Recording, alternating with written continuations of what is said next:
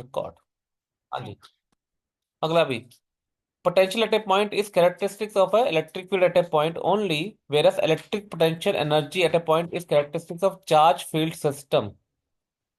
पहले तो भैया समझ लो इसका मतलब क्या है। इसका मतलब यह है कि अगर हमारे पास एक इलेक्ट्रिक फील्ड है, ओके जी, तो यहां पर मैं कोई भी एक पॉइंट ले लूं, ए पॉइंट ले लिया मैंने, यहाँ पर कोई बी पॉइंट ले लिया, तो यहाँ जो पोटेंशियल होगा ना, यहाँ जो भी ए और बी पे पोटेंशियल होगा, that totally depends on electric field.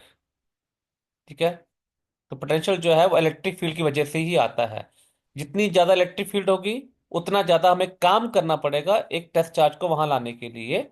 यानी कि पोटेंशियल और इलेक्ट्रिक फील्ड का डायरेक्ट रिलेशन है। ठीक है। तो पहला स्टेटमेंट जो है, असर्शन का जो फर्स्ट लाइन है, the potential eight a point is characteristics of electric field eight a point, ये बिल्कुल ठीक है, ओनली, ये भी ठीक है। दूसरा जो बोल रहा है वो क्या बोल रहा है, whereas electric potential energy of at a point is characteristics of charge field system, ये भी करेक्ट है। क्यों? अभी अगर एनर्जी निकालना है, तो एनर्जी, अगर तुम्हारे पास दो चार्ज है, तो एनर्जी का फॉर्मूला क्या होता है, के Q1 Q2/R। अगर चार्ज की जगह हमारे पास इलेक्ट्रिक फील्ड है, उस पे हमने क्यू नोट को लेके आना है, तो एनर्जी का जो फॉर्मूला होता है वो होता है Q0 × V हो जाता है तुम्हारा। ठीक है। यानी कि जो एनर्जी है वो चार्ज फील्ड सिस्टम पे डिपेंड करता है। तो ये जो सर ये स्टेटमेंट, एनर्जी वाला दोबारा बता दो। जो एनर्जी होता है ना, ठीक है, एनर्जी का फॉर्मूला क्या होता है बता जरा। वो जो भी आपने लिखा था कि नॉट मी। हाँ, ओके, Q0 × V है, आगे समझ। Yes sir. तो जो एनर्जी है, देखो, it is characteristic of charge, ये रहा charge, and field system. Field system मतलब इलेक्ट्रिक फील्ड हो गया या पोटेंशियल हो गया, एक ही बात है। पोटेंशियल कर लो या इलेक्ट्रिक फील्ड की बात कर लो, एक ही बात है, आगे समझ। Yes sir. Assertion is right. अब रीजन आ जाओ जी। रीजन है, the potential is independent of charge, test charge place in this field, बिल्कुल ठीक है जी। पोटेंशियल टेस्ट चार्ज पे डिपेंड नहीं करता है। ठीक है। जबकि इलेक्ट्रिक पोटेंशियल एनर्जी जो है वो टेस्ट चार्ज पे डिपेंड करता है। बिल्कुल ठीक है, उसके उसमें Q0 आ रहा है आपका। ठीक है भाई। तो सर ये आपका, क्यू नॉट टेस्ट चार्ज ही है ना? हाँ जी, टेस्ट चार्ज ही है। ओके जी। तो 27 का मेरे ख्याल से भैया ये ए ही आएगा, दोनों ट्रू है, एक्सप्लेनेशन भी करेक्ट है। ओके जी। Let's move to next question. 28th। 28th है हमारा, the electric potential is constant everywhere inside a charge conductor and equal to its value at surface, बिल्कुल ठीक है जी। आपको पता है कि जब हम एक यूनिफॉर्मली चार्ज स्पेयर लेते हैं तो charges always reside on the surface. और हमें यह भी पता है कि जो वैल्यू सरफेस पे होगी V, अंदर भी हर पॉइंट पे वही वैल्यू होती है। ठीक है भी, क्योंकि इलेक्ट्रिक फील्ड जीरो होता है। सर हाँ जी। सर वो जो पिछला क्वेश्चन था उसका एक बार रीजन वाला समझा दो फिर से एक बार। कौन सा वाला? सर ये पिछला क्वेश्चन यार वो कंडीशन सेम लेवल। ही लिखा हुआ है यार, वो दोनों स्टेटमेंट सेम टू सेम है गुलशन। अगर पहला क्लियर हो गया, दूसरा भी सेम है। देखो भी वो बोल रहा है potential is independent of charge test charge, ठीक तो है, चार्ज पे डिपेंड नहीं करता है पोटेंशियल। ठीक है ना, क्योंकि पोटेंशियल जो है वो होता है E × D, है ना। हाँ जी सर। इस पर चार्ज आ ही नहीं रहा, जबकि एनर्जी में चार्ज आता है, that's it. Okay. Okay sir. हाँ। अब 28th। 28th है आपका, देखो, है ना। यार एक तो कॉल आ रही है हमको। 28th है आपका, ये हमारा एक यूनिफॉर्मली चार्ज स्फीयर है अभी। और हमें पता है कि जो सरफेस पोटेंशियल होता है अंदर भी वही पोटेंशियल सेम रहता है। इट ऑलवेज रिमेन कांस्टेंट, क्योंकि इलेक्ट्रिक फील्ड अंदर जीरो होता है इसलिए। ठीक है भाई, पोटेंशियल इज कांस्टेंट, तो ये ट्रू है आपका। रीजन है, a constant work has to be done to move a test charge from interior of charge conductor to its surface. अब ये बताओ भी, कुछ भी करेक्ट है इनकरेक्ट है? क्या आपको वर्णन करना पड़ेगा किसी चीज को यहाँ से यहाँ जाने के लिए? नो सर, क्यों? क्योंकि इलेक्ट्रिक फील्ड जीरो है। कोई और रीजन बता मुझे, इन टर्म्स ऑफ पोटेंशियल बता। पोटेंशियल कांस्टेंट है। हाँ, यानी कि it's it's like a equipotential surface, right? Yes sir. हाँ, तो ये भाई आपका फॉल्स है जी। Assertion true, reason false. Okay, three part answer आ गया इसका। नेक्स्ट, 29th, आ जाओ भी। A thin charged uncharged metallic plate is placed between the two charged plates of capacitor। तो हमारे पास दो कैपेसिटर के प्लेट्स है, ठीक है, plus Q and minus Q. इसके बीच में हमने एक पतला सा एक प्लेट रख दिया मेटल का, ये मेटल प्लेट है। Okay, the equivalent capacitance of this combination stay the same irrespective of position of metal plate in between the plates। मेरे ख्याल से कुछ भी दिया, आज हमने न्यूमेरिकल किया था ना ये वाला। क्या सर? ये न्यूमेरिकल है मेरे ख्याल से ना, एक तरह का। ये हमने न्यूमेरिकली प्रूव कर चुके हैं हम इसको। ये आपका शायद। जो मैंने वो सैंपल पर डिस्कस किया ना, उसमें एक क्वेश्चन है कि मेटल प्लेट अगर इंट्रोड्यूस कर दो तो कैपेसिटेंस सेम रहता है। ये हम न्यूमेरिकल कर चुके हैं, ठीक है, अभी ये ट्रू है आपका। और जो रीजन है वो ये है कि the change in position of central metal plate results in decrease in petrol separation, that is compensated by increase in metal plate separation for the other. हाँ, तो ये क्या है कि अगर आप एक में डिस्टेंस कम करते हो तो दूसरे में डिस्टेंस बढ़ रहा है, ठीक है भाई। यानी यस कि डिस्टेंस सर। कम होने से अगर आप बोलते हो कैपेसिटेंस जो है वो बढ़ गया, दूसरे में डिस्टेंस बढ़ रहा है तो कैपेसिटेंस जो है वो क्या हो जाएगा, कम हो जाएगा। तो ओवरऑल जो है मेटल प्लेट डालने से there will be no change in the capacitance. भैया आप ना इसको, ये ऑलरेडी हम न्यूमेरिकल कर चुके हैं, उस पर हम प्रूफ कर चुके हैं कि कैपेसिटेंस सेम रहता है। अपने ना उसमें वो देख, सैंपल पर देख लेना, ठीक है। इसमें हमने सॉल्व, हम इसको प्रूफ कर चुके हैं, कप्पा वन कप्पा टू लेके सी सेम आ जाता है। कुछ भी याद आया तेरे को? यस सर, अब याद आया, वो हाँ, सेम रहता है। वो सेम रहता है ना, चेंज नहीं होता, ये न्यूमेरिकल था। देख लेना, अभी मैं न्यूमेरिकल क्लास में कराया हुआ मैंने आपको ये। लो अभी, come to 30th question. 30th है, two point charges are placed along X axis. एक ये रहा माइनस क्यू, एक ये रहा प्लस क्यू, हमने इसको एक्स एक्सिस के लॉन्ग रख दिया है। अब बोल रहा है along the line joining the two charges how many points are possible at which total potential due to charge is zero. ये भी हम न्यूमेरिकली कर चुके हैं। देखो भाई, बोल रहा कहाँ कहाँ पर पोटेंशियल जीरो हो सकता है, एक तो इनके बीच में कहीं पे भी हो सकता है अभी, लेकिन वो जो पॉइंट होगा वो माइनस क्यू के पास होगा, ठीक है भाई। Potential due two plus Q positive हो जाएगा, माइनस क्यू नेगेटिव हो जाएगा, दोनों को प्लस करोगे तो जीरो आ सकता है। ओके, और एक पॉइंट आ गया यहाँ पर बाहर की तरफ, वो भी माइनस क्यू की तरफ। याद रखना, अगर चार्जेस अनइक्वल हैं तो पॉइंट जो है वो छोटे चार्ज के पास आएगा। ये हम एनसीईआरटी में या एसएल रोड में हम ये न्यूमेरिकल कर चुके हैं, ठीक है, दोनों प्रूव कर चुके हैं इसमें। इसमें एक क्वाड्रेटिक इक्वेशन बनती है, उसमें दो वैल्यूज आ जाती है डिस्टेंस की। Okay, just remember it only. Okay, अच्छा एक बात बताओ गगन, हाँ जी सर। मुझे ये बता कि चलो पोटेंशियल का तो दो पॉइंट आ गए, राइट। हाँ जी सर। अगर मैं तेरे से पूछूं कि इन दोनों चार्ज के बीच में, जो ए और बी पे पड़े चार्ज, इन दोनों के बीच में कोई ऐसा पॉइंट पी फाइंड कर सकता है जहां पर नेट इलेक्ट्रिक फील्ड जीरो हो जाए?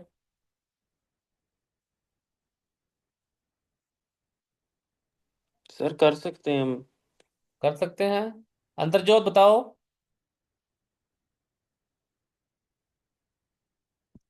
सर बीच में तो नहीं आएगा, बीच में नहीं आएगा, क्यों नहीं आएगा? क्योंकि वो नेगेटिव से की तरफ अट्रैक्ट होगी ना डायरेक्शन, तो मतलब नेगेटिव के लेफ्ट साइड में आना चाहिए या पॉजिटिव के राइट साइड में आना चाहिए।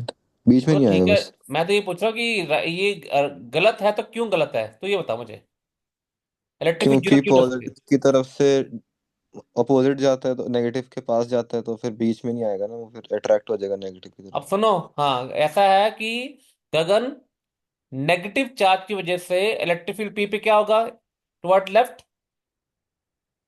अच्छा सर, वो अपोजिट डायरेक्शन में फिर चला जाएगा, फिर वो हो ही नहीं पॉजिटिव पाएगा। चार्ज की वजह से भी क्या होगा, टुवर्ड्स लेफ्ट।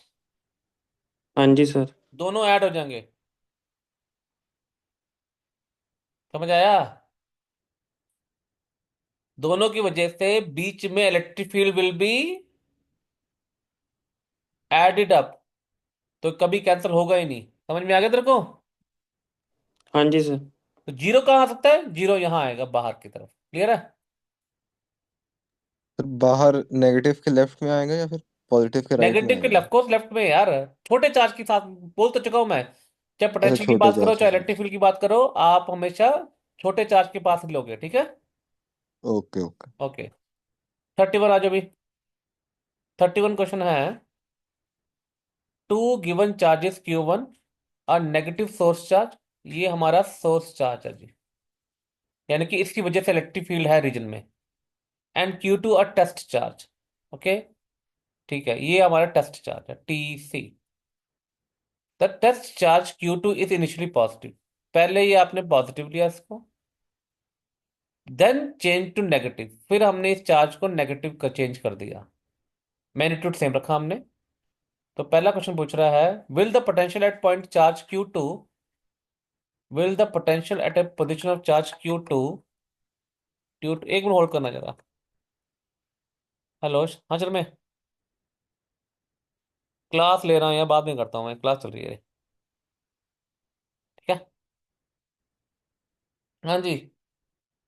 तो देखो भी, ठीक है, टेस्ट चार्ज को पहले पॉजिटिव रखा फिर नेगेटिव कर दिया हमने। तो पहला क्वेश्चन पूछ रहा है, will the potential at position Q2 due to charge Q1 remain same, increase और डिक्रीज। तो जहां Q2 पड़ा है वहां पर Q1 की वजह से जो पोटेंशियल होगा, ठीक है, Q1 की वजह से जो यहाँ पोटेंशियल होगा V, वो सेम रहेगा, इंक्रीज होगा या डिक्रीज होगा जब आप Q2 को पॉजिटिव से नेगेटिव करोगे तो। बता खुशप्रीत, क्या होगा? सर सेम ही रहेगा। सेम क्यों रहेगा, रीजन बना, रीजन। क्योंकि सर वो पॉजिटिव से मतलब Q1 से वरना देखेंगे तो अभी वो तो हमने कर दिया पॉजिटिव ही ये है। क्वेश्चन, अभी अभी हमने किया था प्रीवियस, अभी पहले क्वेश्चन आया था कि जो पोटेंशियल है वो चार्ज पे डिपेंड नहीं करता है। ठीक है? पोटेंशियल जो है Q1 की वजह से है तो Q2 पे डिपेंड करेगा ही नहीं वो, it's independent.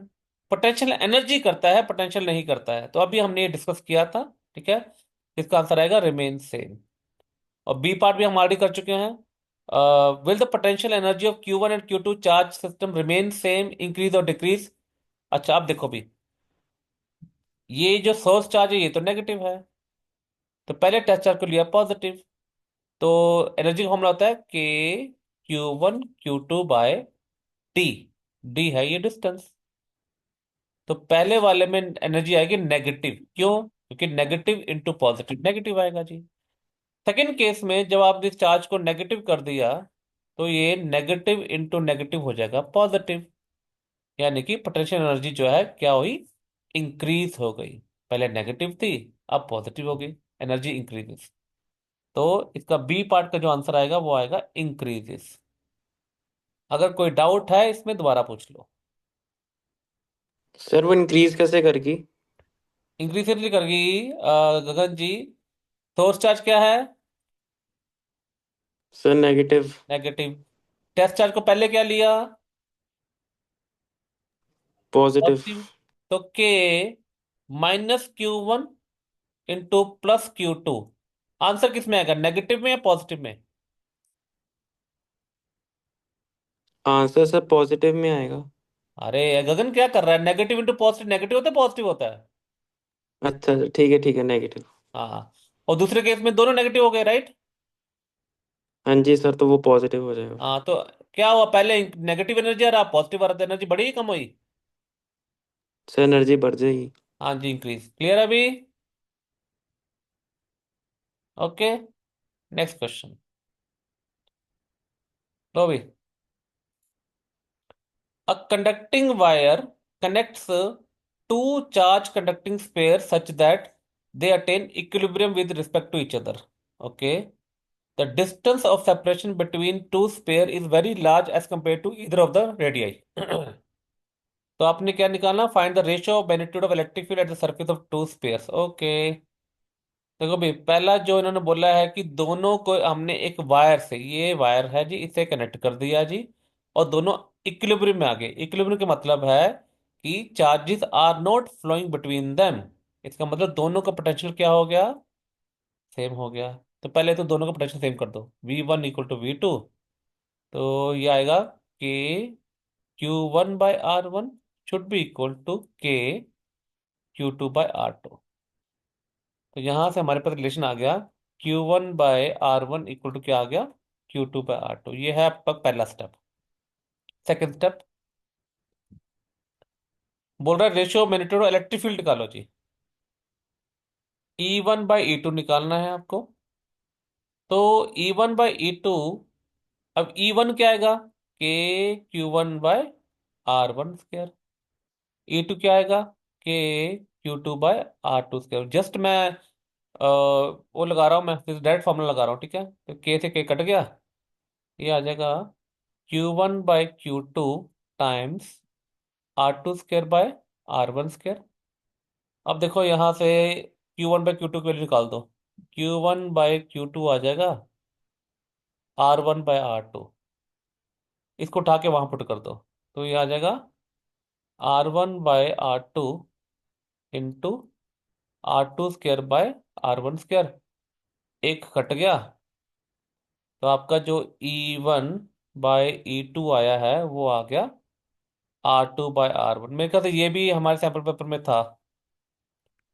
We have done this question already in one of the sample paper. Okay जी, देख लो भी, सॉल्यूशन देख लो कैसे किया। पहले पोटेंशियल बराबर करके मैंने रिलेशन निकाला, उस रिलेशन को सीधा मैंने यूज कर लिया, ठीक है, इसमें।